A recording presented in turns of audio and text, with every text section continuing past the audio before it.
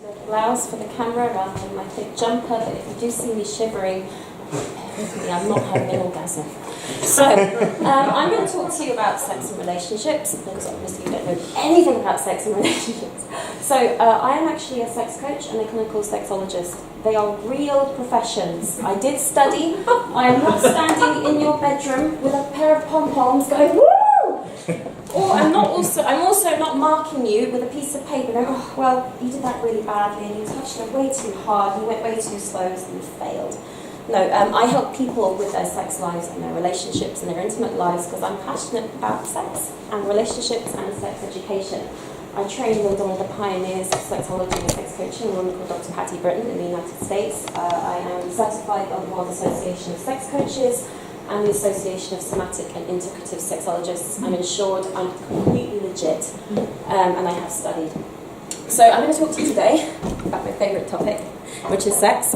Please tell me if I'm getting in the way of the slides. This is a very small setup, and I'm trying to navigate my way. Now, if I can remember how to do the clicker from last time. Oh, yeah, it works. Cool. So the topic today is why good sex doesn't always mean a good relationship, and why a good relationship doesn't always mean a good sex life. And I do have some notes here to remind me. They are crumpled because I used them at last month's Bavard bar in St Leonard's. I'm recycling this talk again, but with an upgraded slideshow.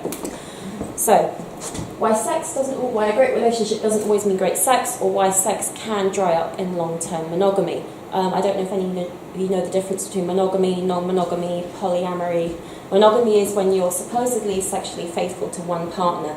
It can be a bit flawed because affairs are very common.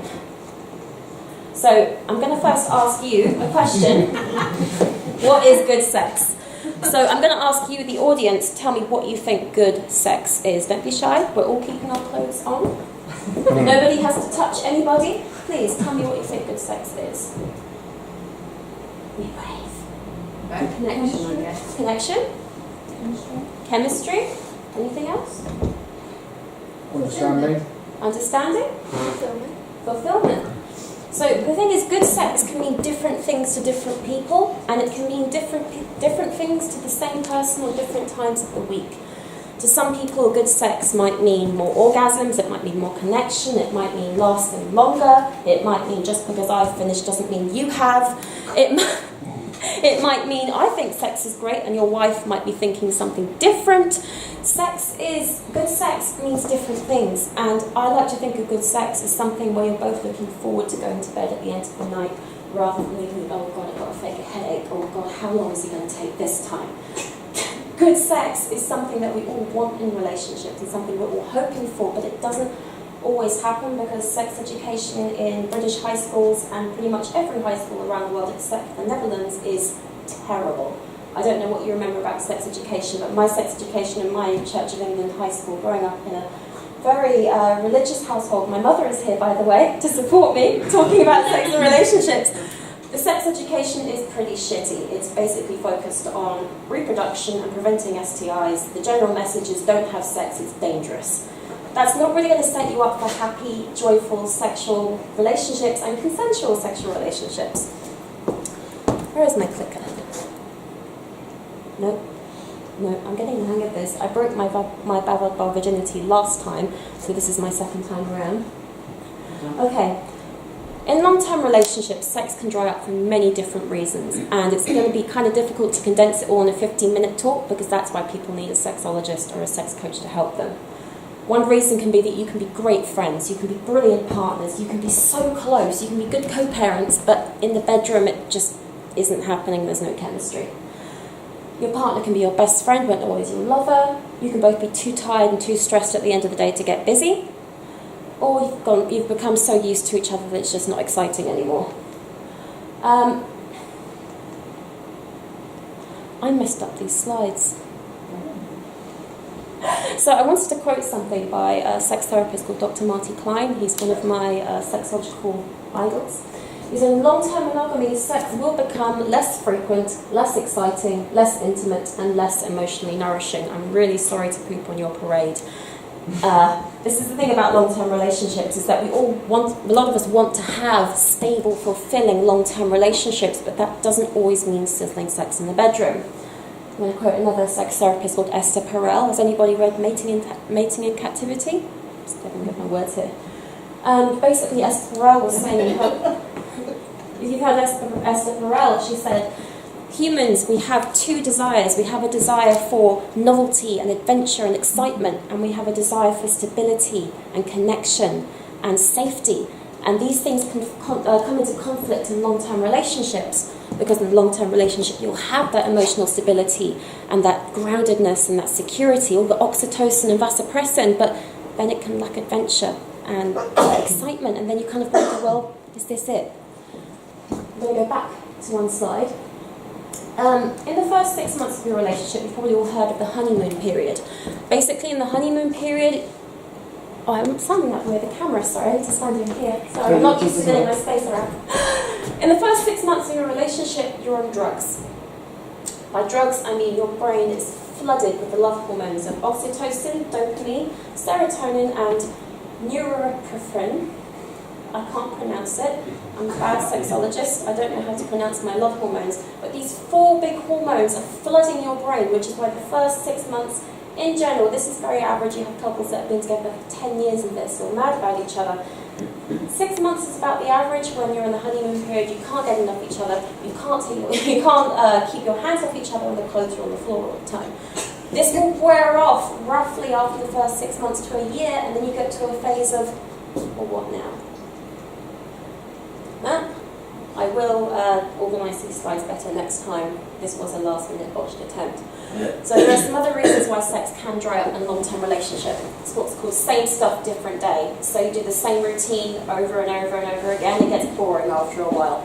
Hormonal changes, especially for women, anything to do with your thyroid, adrenals, menopause, postpartum, any kind of hormonal changes is going to fuck with your libido, pun intended. Side effects of medication, you've just had a baby. Generally when women are postpartum, so between 6 months to a year, they're going to have a very low libido because having a baby is exhausting. Your body was suddenly a baby growing and a baby feeding machine, and suddenly you're meant to turn into a sex pot. Doesn't always happen. Pain, this is a very big one, especially for women. It's so underdiagnosed for women. Any kind of pelvic pain and vulvar pain. Many, many women are suffering in silence with pain that they can suffer for 10, 20 years without ever getting it checked out. Rule of thumb, if sex hurts, get it checked out. It should not hurt. Too tired. Another reason when people are too tired and too busy, really common thing, especially when you've got kids and a full-time job. And another really common thing, when you've stopped touching. So this happens a lot with long-term couples who've been together for a while, or even couples who haven't been together that long.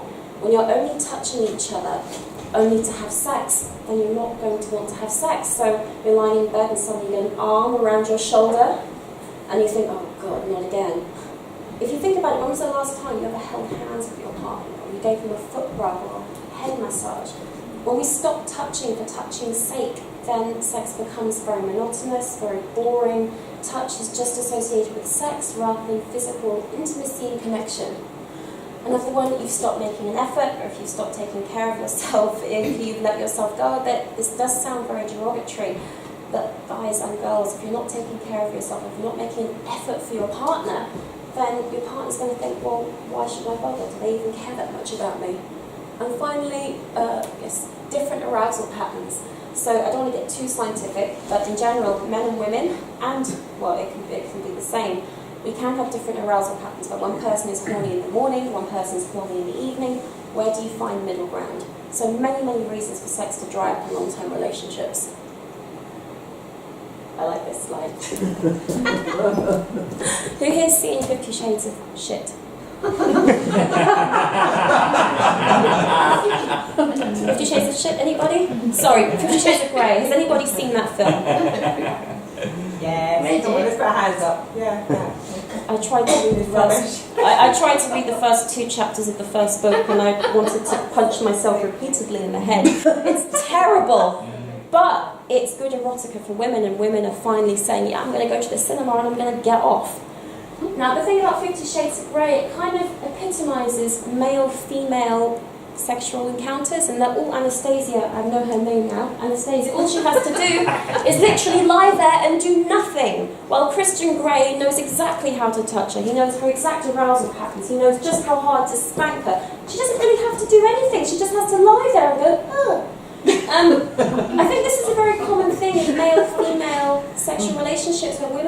expect men to suddenly turn into sexual magicians and know how to do every kind of repertoire. It's not real and it's not accurate. If you think of guys, how many times have you been with a woman and she's lying there like a dead fish? I don't know if guys are sitting there thinking, women don't know how to I'm generalising, by the way. I'm sure there's some very horny sex pot women in this room right now. A lot of women don't know how to ask for what they want in bed. And they don't know what they want in bed. We don't know how to ask for it. We don't even know what we like. How is that meant to make sex really exciting if you're expecting the man to do all the work, or if the man is thinking, why am I always having to initiate sex? That's another reason why sex can dry up in long-term monogamy, and generally in any kind of relationship. So, I am going a little bit ad hoc with this talk. So, my number one solution to solving a sexless relationship, or improving the sex in your long-term relationship, is talk about your sex life with each other outside of the bedroom, not just afterwards like a running commentary, oh well, you did that, that was shit, that was really good, don't do that again. No, talk about sex when you're having dinner, in front of the TV, and talk about it in detail. Talk about what you like, what you don't like, what you want. Talk about your fantasies, because I don't know whether this is a British thing or a European thing. We're really shitty about talking about sex rather than going, penis, vagina. I'm sorry, but British people, we're too prudish for our own good, and it's making our sex lives terrible. You need to talk about sex. You need to be able to talk about it without shame, without embarrassment, without guilt. You need to be able to say to your partner, this medication I'm taking is making me dry up, it's hurting, can we take some lube, can we try something different? Or, for the past 20 years, you've been rubbing me way too hard and I've been faking it. I don't know if anyone can relate to this. We need to be able to talk about sex and talk about everything about sex without any embarrassment. So these are my simple solutions. Loosely simple solutions to resolving your sex life and making it better. Number one, talk about sex outside of the bedroom. Talk about what you like, what you don't like, what you want. Except that your desire will change and it will fluctuate depending, for women, on the time of the month. Depending on where you are in your life, depending on hormonal changes, your desire will change, and that's okay. Know that sex is not just about penetration. Men, please remember this. Sex is not just penis and vagina, or penis and mouth, or penis and any other orifice. Sex doesn't just have to be about, there's so many juicy things you can do in the bedroom that don't just have to involve an erection and penetration. Try different kinds of massage, kissing, touching, caressing. There's a whole delightful menu of things that you can do that don't just involve penetration. So if one of you is having difficulty with that, know that sex isn't off the menu just because of that. Start touching. I want not right now, you don't have to touch anybody in this room that you don't want to touch. I'm not suggesting you'll start getting warmed up now, but I do suggest you go back to your partner tonight and start touching them in a way that they appreciate and in a way that isn't too creepy. Hold hands, do a foot rub, do a head massage, do a back rub, or just gently graze their arm. There's a technique in traditional sex therapy called sensate focus, which was created by the pioneers Masters and Johnson. If you ever saw the TV series Masters of Sex, they pioneered sensate focus, which is learning how to touch each other again, because adults don't know how to touch each other, it seems. Start flirting with each other. I know, you may think, well, you know, we've been together 5 years and I really don't have to show him anymore that I'm interested. It's all lies.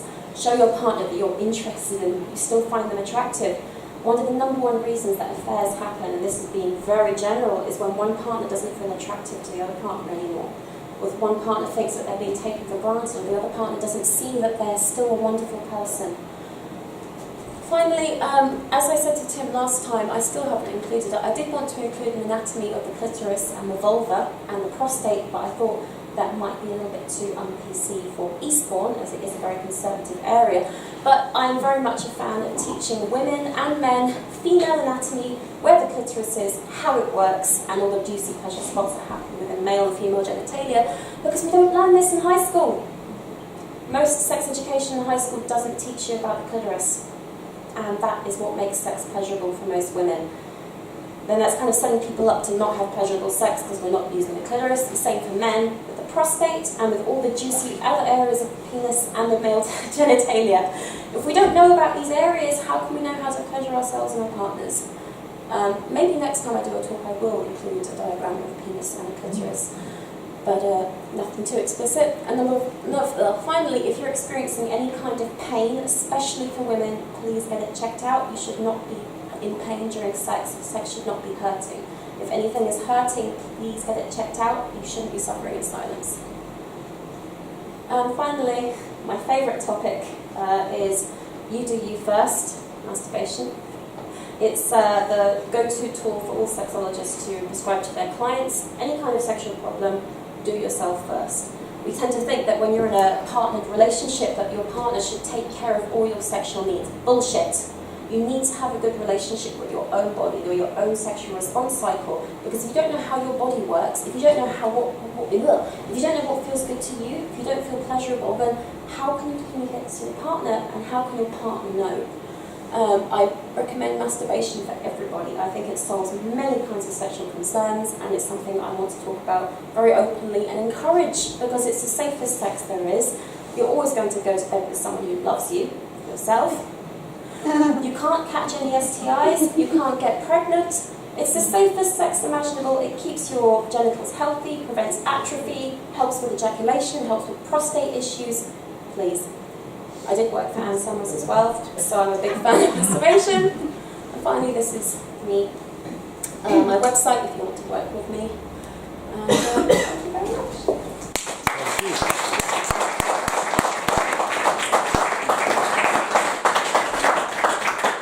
Fabulous. Well, there we are. Does anybody have any questions for Lucy of I guess, a sexual nature? Would Your be place will LinkedIn. stay on. It's fine. Anybody got any questions? Anybody? It doesn't have to be personal. We had some questions last time. So it's one of those topics, I guess, that I think people in Eastbourne are a lot more embarrassed. Hello. did. Really not? No, they're not. Good. Here we go. It disturbed me actually that you're talking about women and men all the time. Actually, so it would be quite nice to be partner and partner, because there's all sorts now, isn't there? I agree. I'm talking about men and women in a very binary sense. I totally hear you on that, because my training very much became very gender aware. I was going to say vulva owners and penis owners, but I've been trying to tailor my talk to the crowd in Eastbourne, but thank you for telling me this. In the future, I will be using more non-gendered terms. I just didn't want to freak anybody out by saying, oh my god, she's talking about gender, because this is a very contentious topic for people, and it's not something I wanted to get into a debate about tonight. But it's actually quite interesting, because you're quite happy to swear in front of us, but assume that we're all very prudish. We're not. No, it's not. Are we? No, we We're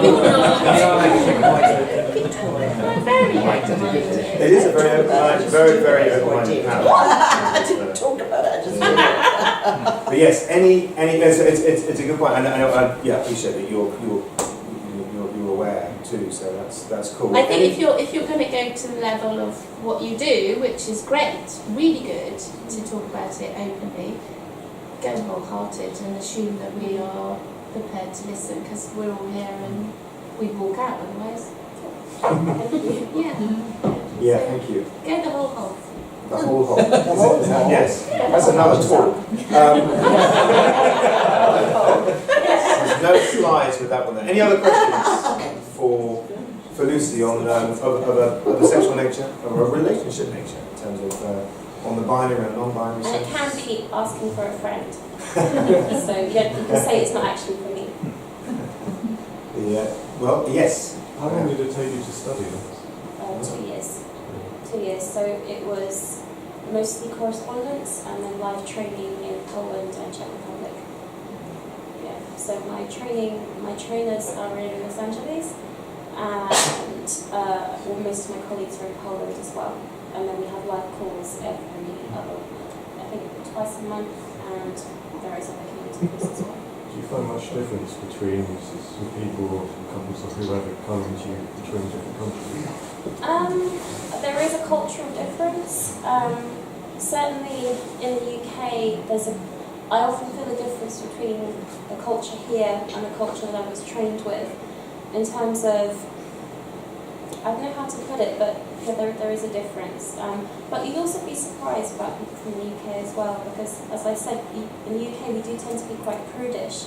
but that can be a sort of external thing. Once you get people talking, once they start opening up, then they can be much more open about it. Any other questions, please? And if not, I will thank you ever so much, Lucy, for a very extended